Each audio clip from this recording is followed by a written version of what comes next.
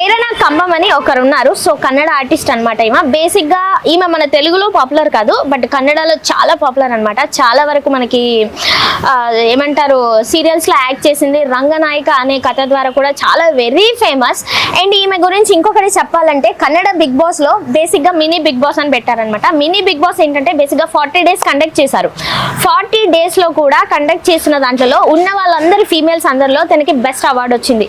Best performer అని, best strongest player అని ఉన్న లేడీస్ అందరిలో అనమాట. సో దాని ద్వారా ఈ ప్రేరణ కదంబం అనే ఆవిడని తీసుకుంటున్నారు. పైగా మీరు చూసుకుంటే మా టీవీలో కిలాడి గర్ల్స్, కిలాడి బాయ్స్, కిరాక్ గర్ల్స్ అని చెప్పేసి ఒక ప్రోగ్రామ్ వస్తుంది. అందులో వన్ ఆఫ్ ది పార్టిసిపేటర్ కూడా ఈమె. అంటే జనాలకు అలవాటు కావడానికి మీ అందరికీ తెలుసు బిగ్ బాస్ కంటే ముందు ఏదైనా ఒక షో ప్లాన్ చేస్తారని. అదే కిలాడి బాయ్స్, కిరాక్ గర్ల్స్ అనమాట. అయితే ఈ షోలో కూడా ఉంది. సో తను ఖచ్చితంగా 99% కన్ఫర్మ్ అయిన కంటెస్టెంట్. రాసి పెట్టుకోండి.